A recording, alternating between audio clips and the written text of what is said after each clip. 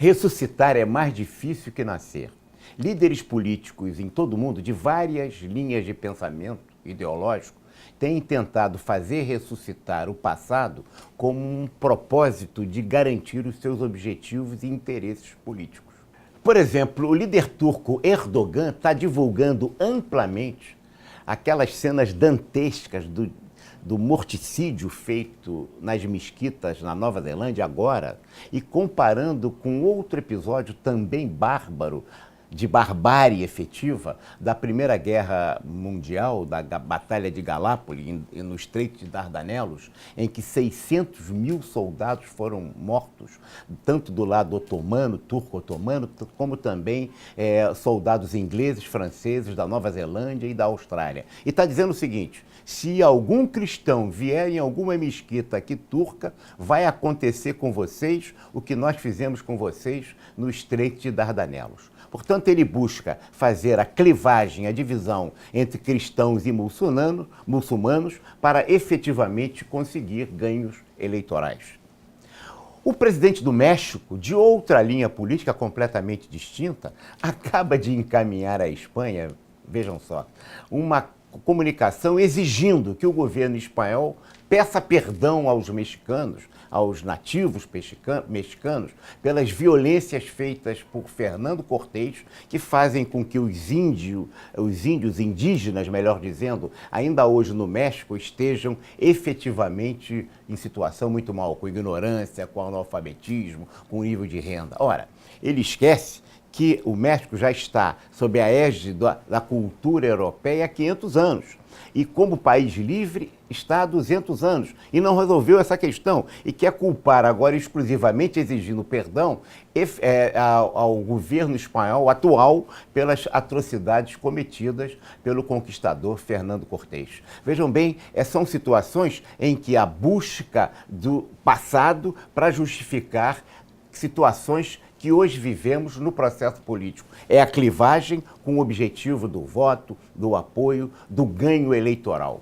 Aqui no Brasil, o presidente Jair Bolsonaro coloca lenha na fogueira e volta a discutir uma questão que já estava absolutamente superada. 31 de março, foi golpe ou foi revolução? Foi contra-golpe ou foi contra-revolução? O regime militar foi ditadura ou foi uma tentativa de manter a democracia? E a clivagem do Brasil se faz voltado para o passado. Essa idealização do passado, como se ele fosse um momento absolutamente favorável, faz com que o país continue atrasado. Um país se constrói pensando no presente o que nós vamos ser no futuro. Foi assim que perdemos na primeira Revolução Industrial, o Brasil que continuava escravagista, que continuava pensando em que não se podia fazer sociedade de economia mista, em que tinha lei de entrave, em que, olhando para o passado, o Brasil ficou fora da primeira Revolução Industrial. De novo, está ficando fora da quarta Revolução Industrial, agora no século XXI, exatamente por essa perspectiva saudosista, passadista, achando que existe uma idealização do passado, que é uma visão não só reacionária, mas absolutamente obsoleta. As sociedades não ficam velhas, ficam obsoletas. Não adianta ser uma sociedade nova se ela tem conceitos, se ela tem pensamento, se ela tem uma estrutura de pensar atrasada, superada, fora da contextualização do seu tempo. Na década de 20, o Brasil foi um dos países que mais cresceram no mundo. Vejam bem, taxas altíssimas. E aí, o que aconteceu até 73, 74, com a primeira e a segunda crise do petróleo? Para cá são 40 anos, mais de 40 anos, em que o Brasil não tem crescido, tem se estagnado, tem ficado atrasado, tem ficado superado, econômica, socialmente, inclusive. Teve dois momentos pequenos que romperam essa lógica, ou esse processo, que foi exatamente no pequeno período do Plano Real e também no governo Lula. No Plano Real foi muito curto e no governo Lula também foi curto. Mesmo assim, nós crescemos uma média de 2% ao ano, o que significa que nós éramos um país que crescia, mas era o segundo pior país da América Latina em termos de crescimento. Quer dizer, voo de galinha. Portanto, 45 anos de retrocesso, 45 anos de estagnação, porque nós estamos pensando no passado e não construindo o futuro. E estamos idealizando um passado e não partindo da lógica de que é preciso